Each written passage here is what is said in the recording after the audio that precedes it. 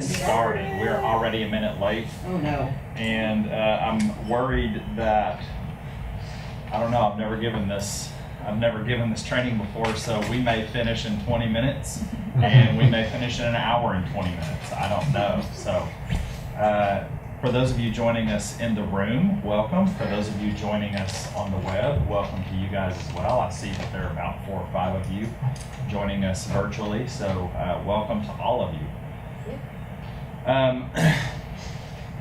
I generally like to start class with prayer. I don't know if I do this during training. Sometimes maybe I do, sometimes I don't. So let's just start real quick with a word of prayer. Father, thanks for being with us today. Thanks for being here before we got here. And I just pray right now that you would help us all to be open to one another's ideas and to be open to new ideas, and help us as we look for ways to engage students in a meaningful way. Thank you for all that you do for us. In Jesus' name, amen. I neglected to pray for myself, so those of you who can pray for me.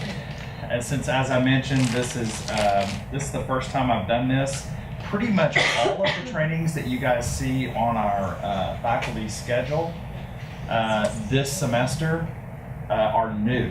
So please be patient with me as and the rest of the RC staff, as sometimes we give these things for the very first time, and maybe we need to tweak them a little bit or something like that. So but if you would like to access our training schedule, the link is right there on the screen. It's tinyurl.com/SNU Spring 2013. That's all of the trainings that we're offering this semester. We do have 2 that we're adding. We had talked about canceling 1 and adding 2, but I think we're just going to add a couple of bonus sessions. We are going to add intermediate Moodle, and what was the other one, Gwen, that we were going to add? Oh yes, Moodle Gradebook training. So we're going to offer a couple of bonus trainings. So what those will look like is during the 2 o'clock hour after this hour, we'll have those sessions, and we're going to figure out when we're going to do those. It depends on when our Moodle Gradebook guru, Michelle, can do that training for us. So, and then Gwen, I think, is going to coordinate an intermediate Moodle training. So if there's something that we didn't cover in basic Moodle that you would like to see that's outside the purview of the gradebook, feel free to let us know. We're taking suggestions on what would be included in an intermediate Moodle course, intermediate Moodle training. So let us know that. If you want to access this presentation, you can join in on your smartphone, or you can use that tiny URL, goo.gl. That's M91C9, and those are case-sensitive letters. So what we're here today to talk about is using video in your course. We're going to discuss some issues related to using video. We'll talk about what you as an instructor can/should do, at least what I think you should do. This is kind of, I've done a little bit of research, but some of this probably will fall in line with my philosophy of teaching, and maybe a little bit different than your philosophy of teaching, and that's okay. It's always fine to disagree with a presenter, as long as we can maintain a polite conversation about that. I'll do my best. The other thing is, what should you or could you do having students create and share video in your class? That's the important part, is having them create and then sharing that with the class. So what's our purpose today going to be? We're going to talk about why should instructors use it, when is it appropriate to use video, how can you create that video, what tools are available to you, whether you're an SNU faculty member or whether you're a faculty member at another university. What are some of the cautions, what are some of the things you should look out for, privacy, just showing video in class without ever having watched it, those kinds of things would be things that I would be concerned about. A lot of it's going to be common sense. And then finally, what are some practical, concrete ideas that you can take and put into practice in your classroom immediately, whether it's a virtual class, an online class, or if it's face-to-face. So since this is the first in a series of trainings covering video, we're not really going to talk about the nuts and bolts, like how to use those different tools that are available to you. However, if you will tune in, watch later, or attend the next 3 weeks of training, where this is a continuing series. Next week we'll talk about YouTube specifically. The following week we'll talk specifically about Camtasia Relay, which is offered to our faculty here on campus. And then the last week of this series will be specifically about closed captioning, which keeps us ADA compliant. So that's a very, very important one. So I did do a little bit of research about this, and those are, well, 2 things specifically. I give you my references at the end that you can find, and all of the research that I did is available. I used EBSCOhost, so if you have access to EBSCOhost, you can find the same resources that I used. But what I did was, I kind of think of it as a meta video. I made a video about making video. So one of the things that I want to point out is it's super easy to put video into Google Presentations. Your mouth is already open. Yeah, exactly. I don't always like the choice of thumbnails that YouTube picks for me. And I tried to pick a different one, but it seems to always go back to this one. At least I look like I'm engaged and talking, right? You always look like Right. So I was like, that's kind of what that looks like, and less like I'm an intelligent person. But like butter, I did appreciate that I chose to wear that shirt. I just made this yesterday. And I'll tell you, it's I don't know, a 6-minute video, 4-minute video, something like that. And it took from the time, let's see, I had a pop-up on my screen that I needed to go to chapel in 10 minutes. I had this done and sending to YouTube before I walked out the door, and I was on time for chapel. So if that gives you an idea of how, with some practice, I'm not saying the first time you sit down and do a video, it's going to take you 5 minutes, but literally you can have video up in 5 minutes. I did do closed captioning on it, which I won't pull up for you, but ADA compliant. And that takes maybe 2 or 3 times longer than the video is. So if you've got a 60-minute video, you can figure you're going to be editing captions for maybe 2 hours or so. Takes a little time. However, YouTube, I got to give it up to YouTube because they do a fantastic job of automatic captions, and then you simply go in and edit those. Basically the same way Camtasia Relay does. So let's watch this video. I kind of ramble at the beginning about research, and I'll apologize for that.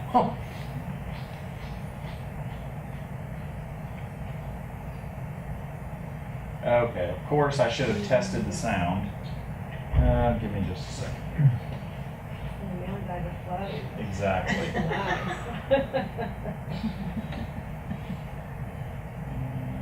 Sorry about that. Technical issue. Show video with Adobe Connect, that we do something different, so they can hear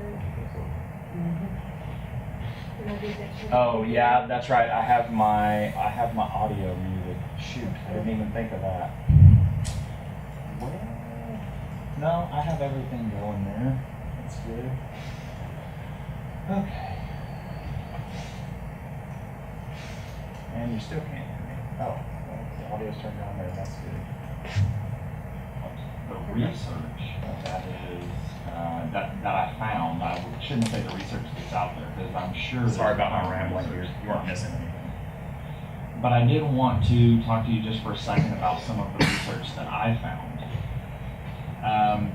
In these trainings, I think it's really important for us to use sound, research-based findings and not just kind of fly by the seat of our pants. So, as I mentioned last week, I'm always going to talk about research that's out there and try and find some evidence to support my claims, such as you should be using video in your course. So what evidence do I have to support that? Well, in the Journal of the College of Teaching and Learning, not our College of Teaching and Learning, Courts and Tucker have this to say: technology and the advent of the internet have changed how we gather and share information. Online resources and technology-based applications allow educators to serve students quickly and efficiently and in a manner in which the 21st century is where students are. They're on the web, they're on the internet, and generally we're vying for some of their attention. And what I'm saying is that we should embrace that and use that to our advantage. They also point out that incorporating videos in the classroom leads to increased retention of information by students and helps them comprehend the material quicker than students who are not exposed to videos in the classroom. However, I don't want you to think that I'm trying to say that technology, including video, is the be-all, end-all savior of education. And my thought here is, do we need a savior of education? Some people say we do. I'll let you decide on that. Content knowledge is the primary focus of your classroom, and I recognize that. However, effective teachers need to create a classroom environment that facilitates learning.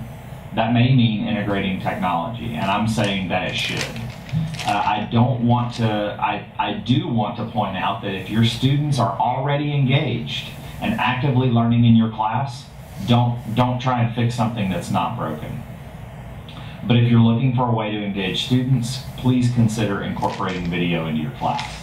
So the second piece of evidence that I'll talk about is in evaluation of evidence-based practices in online learning, which was a meta-analysis study conducted by the Department of Education. The authors found that, quote, incorporating multimedia such as videos did not appear to influence the amount of learning which takes place in the classroom, but they did tend to increase the engagement of the student.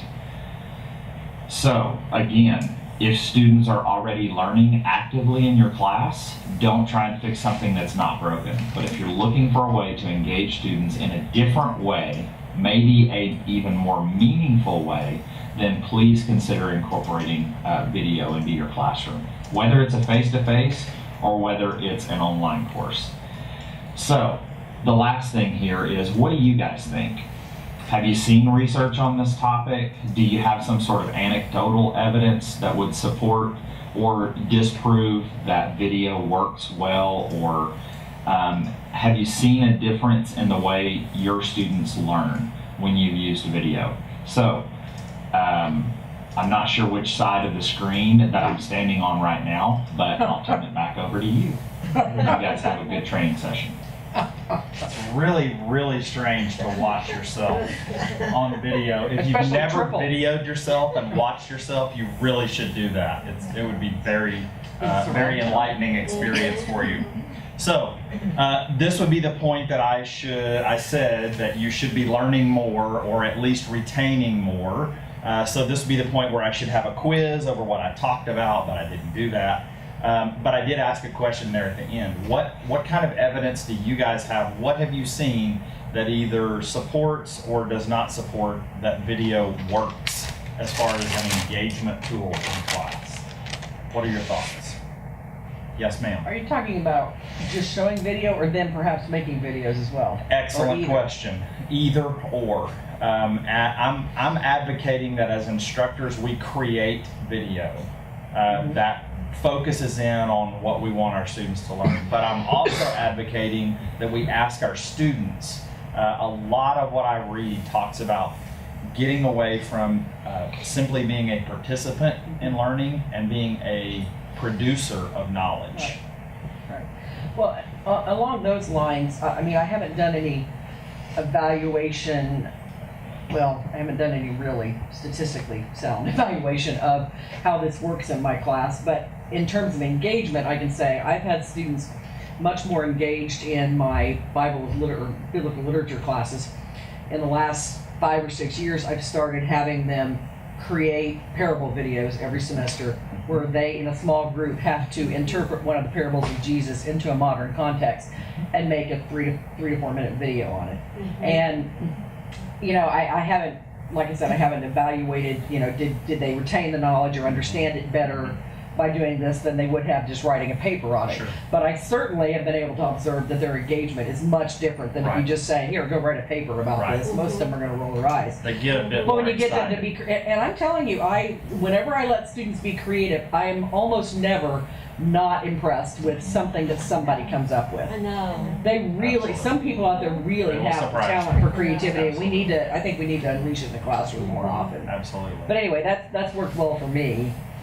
Good. Yeah. Anybody else have something you want to You share? never hear a student tell you about the paper they have. Right. But they'll tell you about the project they did, Right. the film they made. Right, and they share the Whatever videos they with each other. I've created. seen that. Yeah, on Facebook and YouTube, they're sharing it with each other. And I Yeah. think that's an important piece is giving students the ability to not only get excited about something that they've done or that they've learned, but to be able to share that with someone outside, because I guarantee I have 2 kids here at school and neither one of them have ever brought a paper home and said, I'm so excited about this paper, I wrote, Right. please read it. But Jessica, she's in graphic design, she's always posting some creative thing. Of course, graphic design by nature is, creative. But that was sharing something up here yesterday with my colleagues that she had created and posted a picture of. Right. So I do think that there's research to suggest that anytime you're involving more of the senses, you are increasing the knowledge, and so Absolutely. I think it can only be beneficial. Absolutely. I think I found it like when I teach things like anthropology and some other classes too, where it's like they read the book and it seems very theoretical, Mm-hmm. and then if you show them a video clip of something from the real world that you couldn't really reproduce in the classroom, Right. like then they can see how it relates very. So like lots of times anthropology will have gone through and they've done the reading hopefully, and I've done the lecture on here's the basic, Right. but then I can show them a video clip and I'll be like, okay, when you watch this video clip, look for the following things. Right. Do you see things in here that are examples of the fusion where things came from outside? Or do you see some patterns here that remind you of things, concepts and theories we talked about in class? Right. And, so I'll play maybe a 10 or 15 minute section, and then I'll stop and we'll debrief it. I'll be like, okay, what'd you see? And it's a way to do kind of lab in the classroom through video. Yes, I have one ma'am. to read. Go ahead. From Lance, it says, video offers a teaching presence, a social presence, and students tend to be more engaged when video is used. Interesting research came out from Liberty University. The level of engagement of online students is significantly higher when the teacher video is incorporated with typical screencasts. There you go. Thank you, Lance. It's fantastic. Okay, so that was my meta video. I did find a common thread in the research, and basically that common thread is that this should augment what you do in the classroom. This should not replace you as a professor or as an instructor. In fact, in my opinion, if you can be replaced by video, then you probably should be. And that, I should remind myself we are being recorded, so. But it should be an augmentation to instructions Kind of day. and or an augmentation to assignments, whether you're producing video as part of your instructions or as part of your instruction to students, or whether you're having students create videos as part of an assignment. So for this next slide, I want to talk about why you should be using video. Like, where does video fall here? And I chose this picture mainly because it shows that I have the HOTS for higher order thinking skills. And generally in learning, we let students get away with LOTS, which is the lower order thinking skills. This, and again, I'm coming at it from K-12 public ed standpoint, and I'm still learning, but I tend to hear these common threads as I hear students talk, as I hear colleagues talk. When we're assessing students, we should be assessing at the top. We should be expecting them and teaching them and preparing them to use those higher order thinking skills. And video is a great way to do that, because you can see, this is the Bloom's taxonomy that if you went through any kind of pedagogy training, this over there, and creativity is at the top of the pyramid. And I came up with a little corny thing when you ask students to create something for a course, you're requiring them to remember what they understand, apply it to a new situation, and analyze and evaluate what's important to put it into their creation. So when they create something, they have to decide what goes into my creation. So right there, you're asking them to evaluate the things that they've learned and decide in order of importance, what do I need to be sure is included here?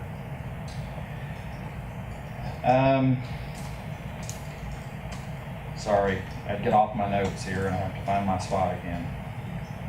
The most important part though about this is the content. Like, can you see from their video that they learned what they were supposed to learn?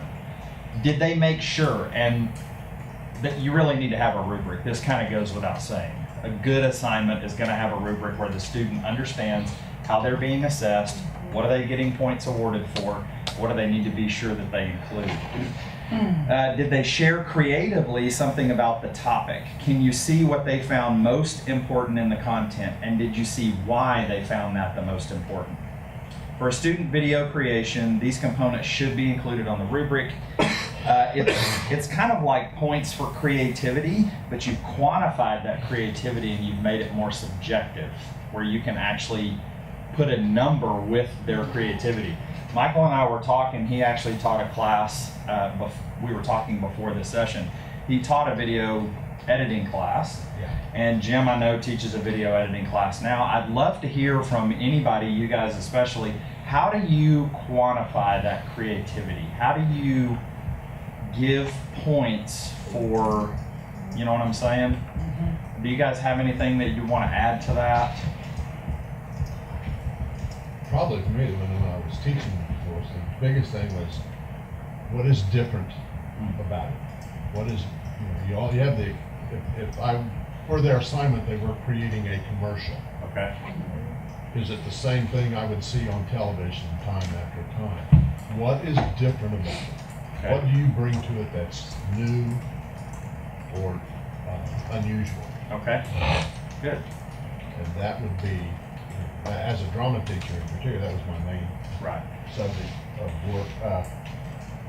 Creativity is key, imagination. And, so there's a lot of different, that was always a focus for me. Sure. Is what's different, what makes it unique, what makes it you. And that's what I was looking for as part of the group. Okay. Jim, anything you want to add to that?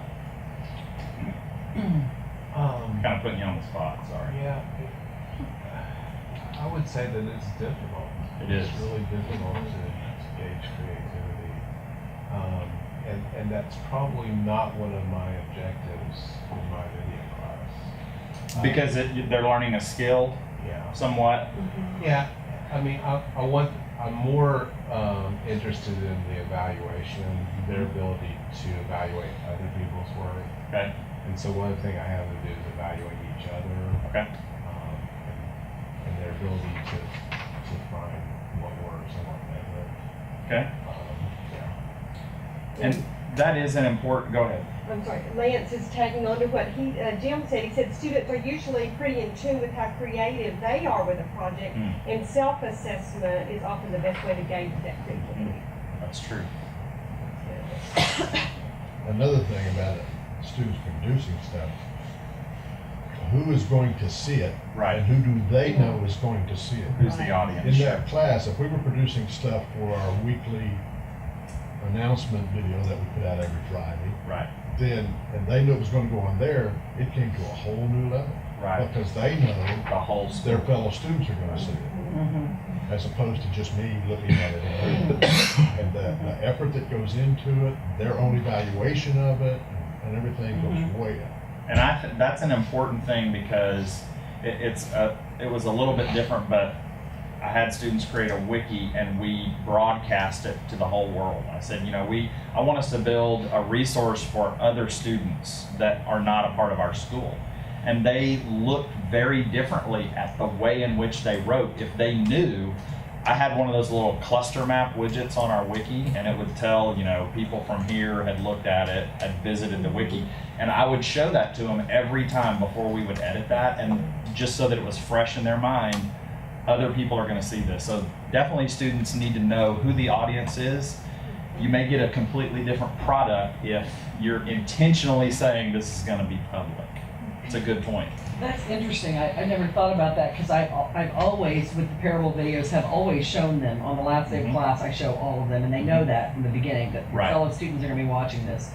And I wonder if it would be different if I just watched them alone and they knew that, because I have seen some student groups in their videos who are intentionally putting inside jokes for their fellow students Right. in them, Right. or things that are going to make their fellow students laugh because Right. they know their students are going to watch them. Whereas if it was just me, they might not Right. do that. That's Right. an interesting thought. Yeah.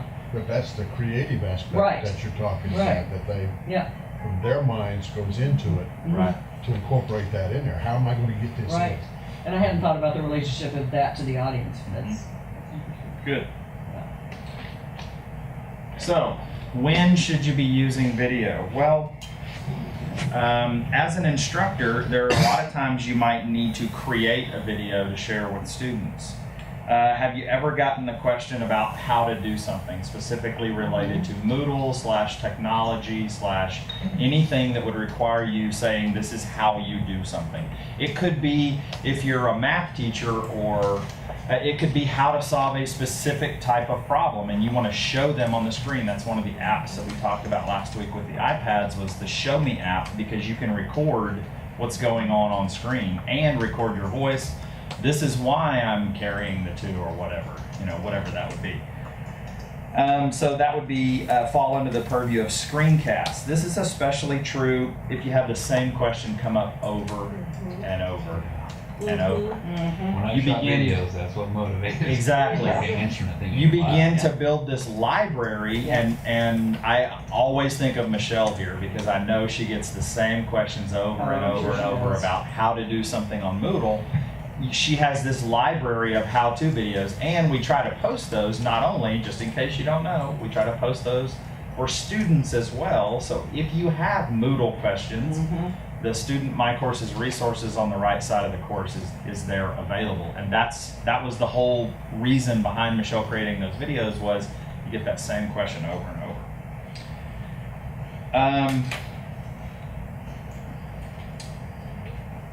As Brent mentioned last week, a lot of times you put a lot of time into this creation of these things.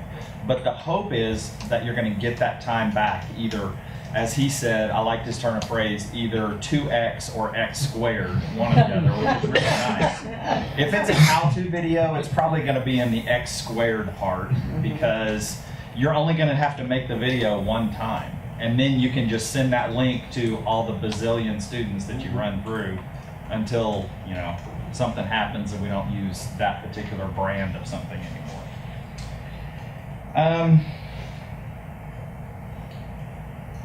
But what if you had students create those videos? What if you had students create a how-to video for, let's think about this from the concept of collaborative learning. So you know that you have a student or students in a class that are more advanced and have more understanding about the topic that you're talking about. I'm thinking about a skills-based class. What if you get the same question over and over and you're like, I don't have time to do this video, but I know I've got a student who can quickly create a video. Okay, extra credit. Maybe it's not even for extra credit. You encourage them to do that because students learn better when they teach someone else how to do it. They're practicing communication. It's an oral communication skill that they're practicing. Can they make a video and do it in such a way that someone else can understand what they should do? And then you still have that resource, and you had to put 0 time into it. So maybe it's something that you, semester after semester, you always are thinking in this one course that you teach. I wish I could get to this concept, but I never have time to get to that concept. I'm thinking of Mark Winslow's physics class. It's all of the pre-med students have to take that class. And on the MCAT, there's a section about optics. And he always runs out of time. Always. They never make it to optics. And the questions are always on the MCAT. So generally, at least back then, this was 2005, he would do one-on-one with students. What if he made a video unit that taught optics?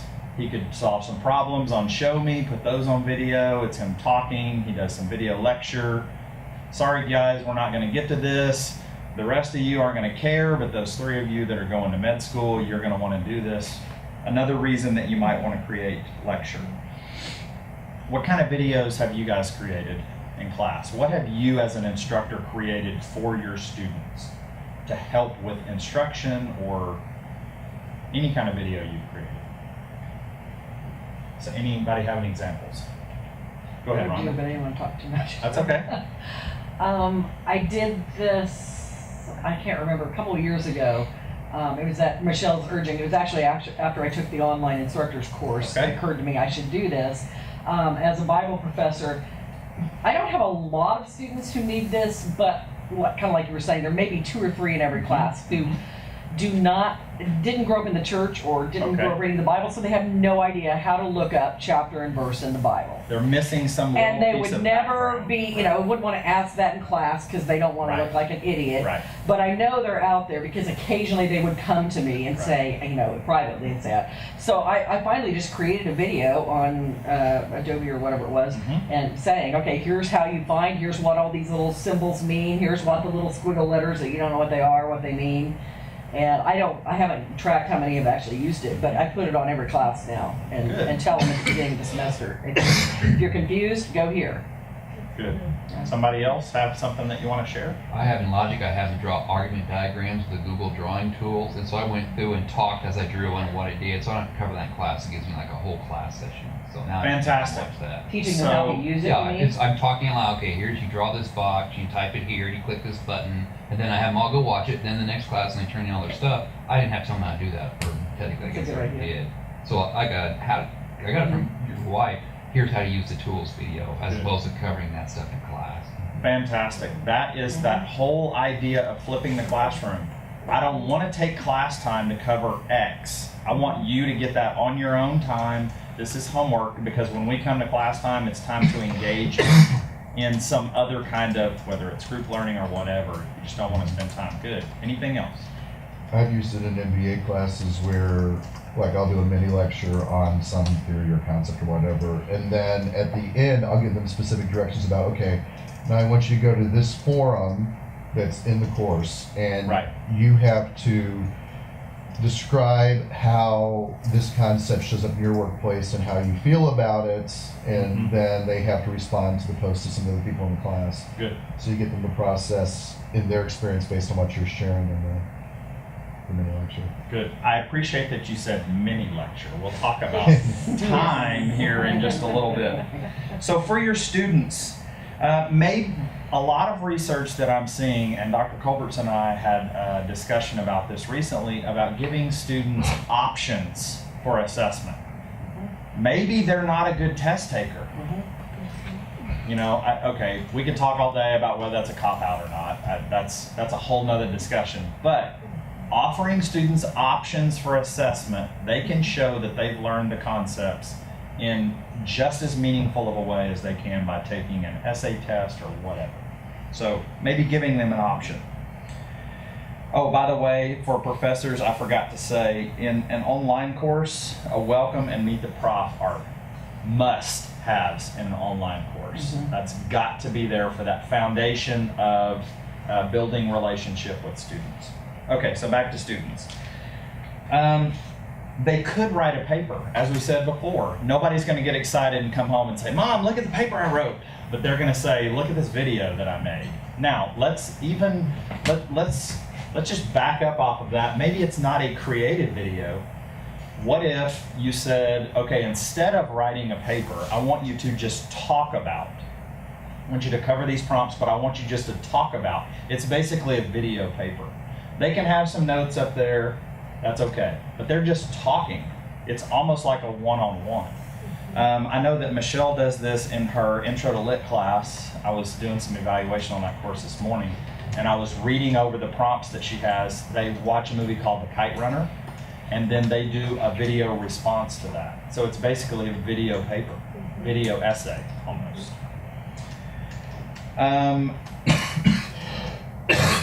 What if a student asks you a question to something that you don't know?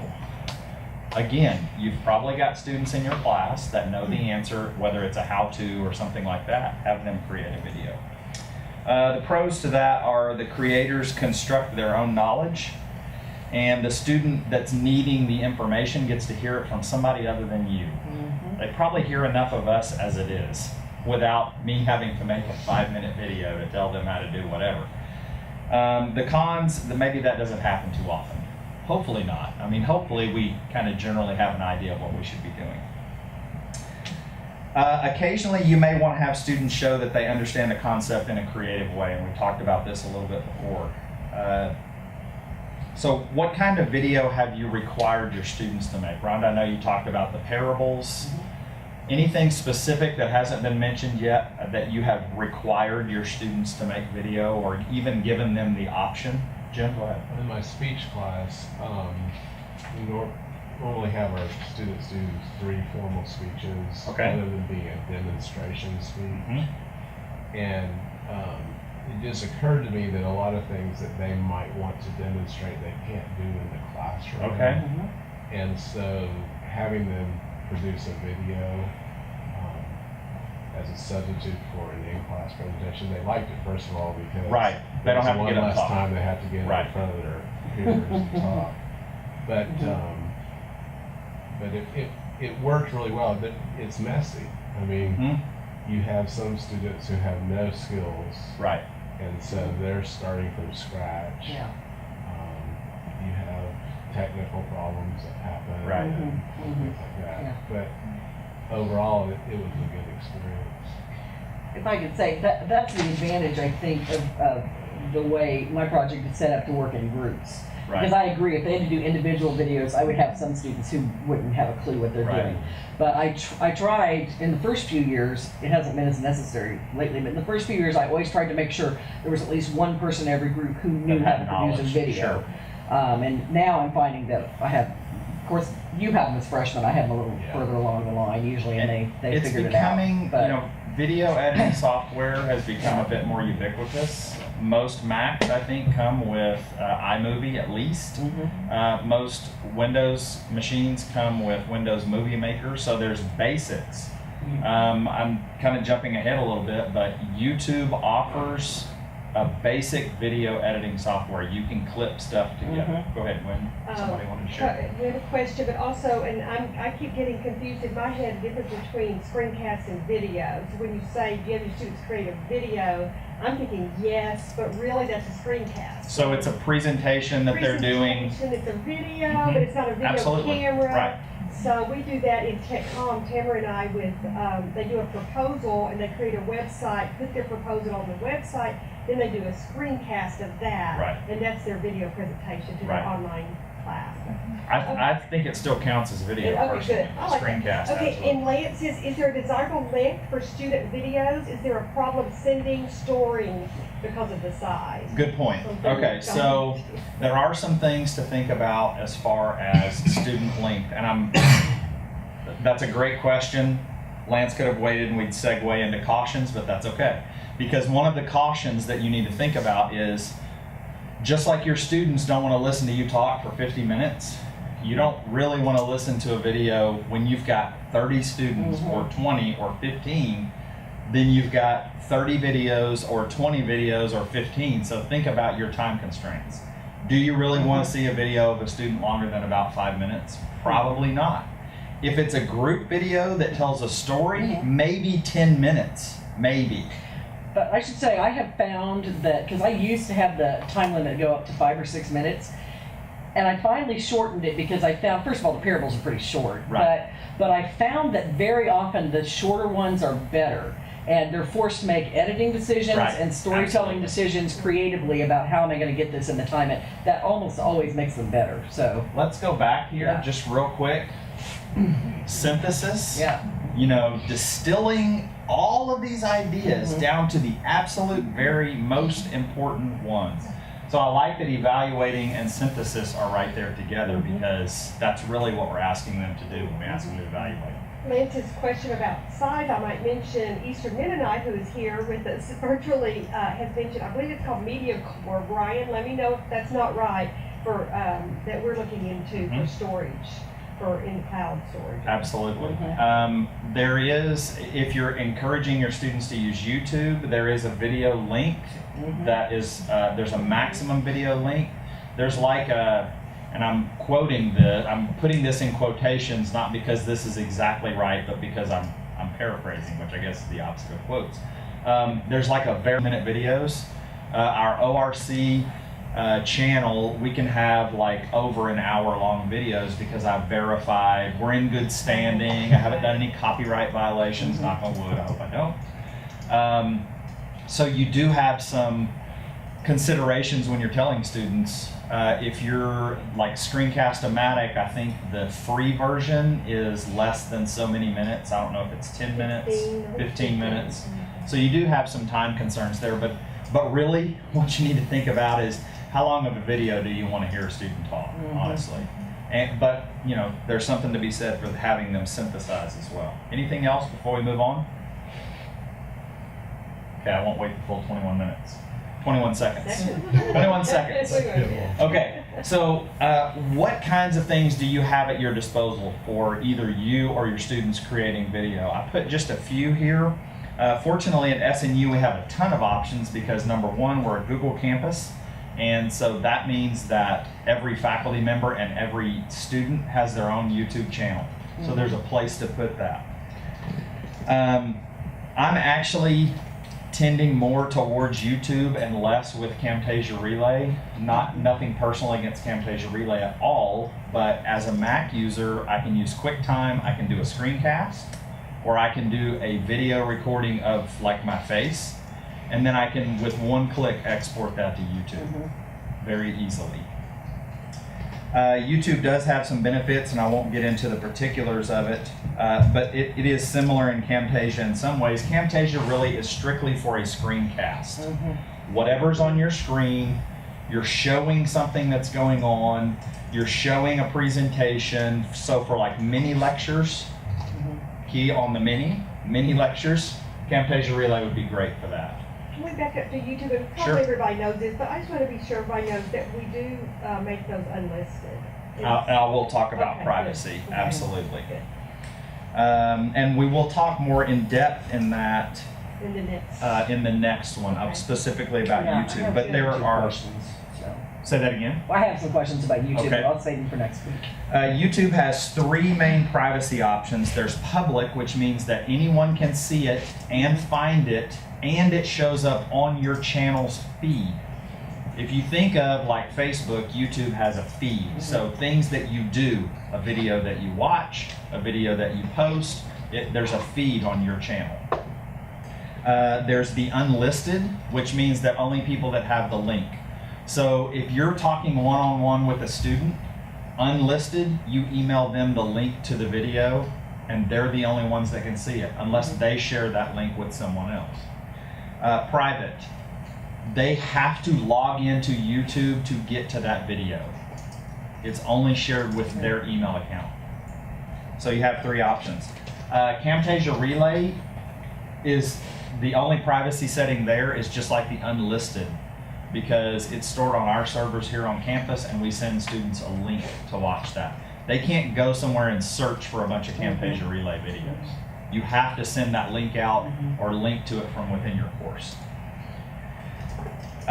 So as I mentioned, Camtasia Relay is great for screencast, recording your voice and what's shown on the screen.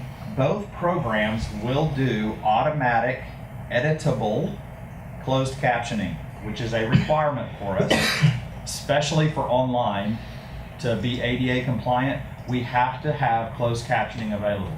Transcripts aren't going to cut it.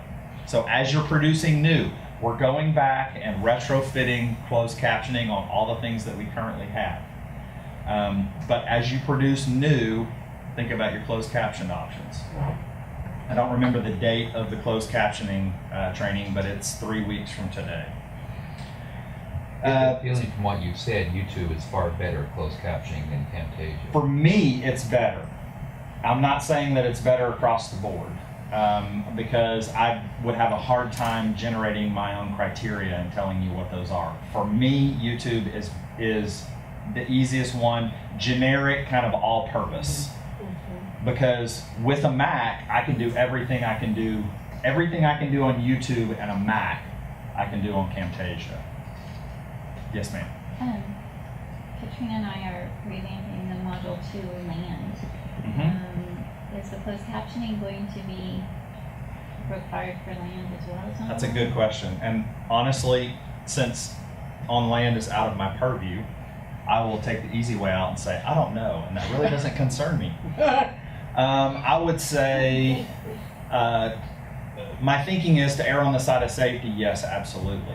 Because if you have a hearing impaired student that comes in, then you've got to hurry and go back and retrofit everything. So, I don't know. Or if you were creating something that you ever wanted to use that in an online, you'd be ready to go. That's true. So That's a good point. So it's kind of like you're covering both bases. I just didn't know. That's a great I question. don't think there's a law. Yeah, I wouldn't There's say it's a not law. requirement. Yeah. We have to have it available to students. Whereas in Online, face-to-face it's the law. course, it's probably you're going to know very quickly if a student has a disability on the first day.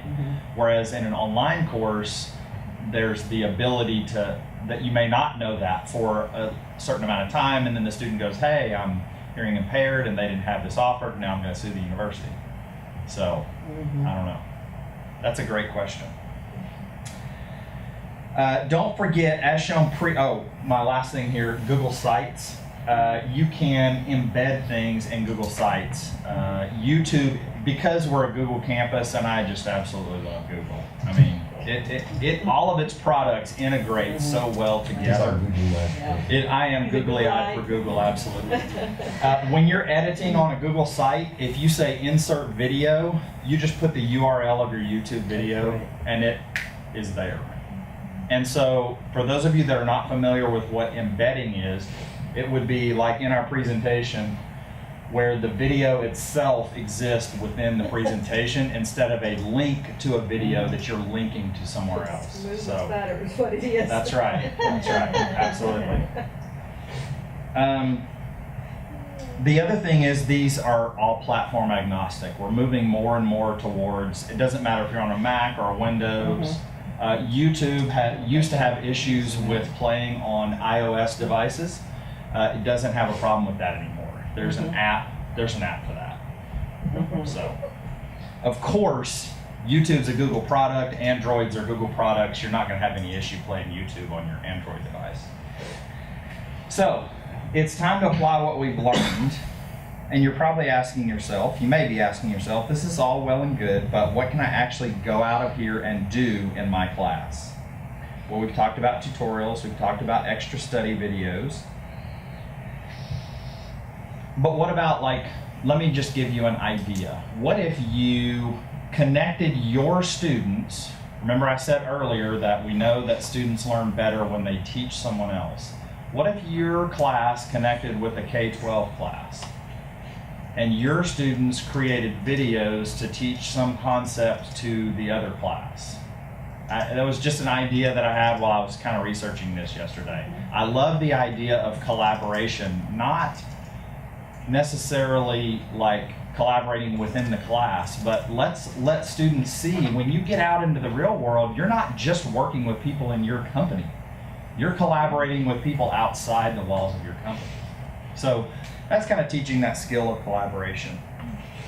I attended a session at the Heartland e-learning conference last year in which students had a semester-long project to make a documentary about a local urban legend. I have no idea what the class was that the guy did this for, but he showed us, he linked us, gave us the way that we could, and I watched every one of them. Think about a semester-long project that the artifact at the end is some sort of, whether it's a documentary or whether it's a mockumentary or something like that, where you've got this creativity component where students synthesize everything they've learned the whole semester, they're synthesizing it as they go, and then at the end they have to produce some sort of video. This guy wrote a grant, got money for high-quality video cameras, and they had to check things out. And it was amazing to see the difference in the products that were produced. It really was amazing. So what do you see that you can do that hasn't been previously mentioned? What kind of ideas? Hopefully, maybe there's been some spark of an idea at some point. What do you see that you could do?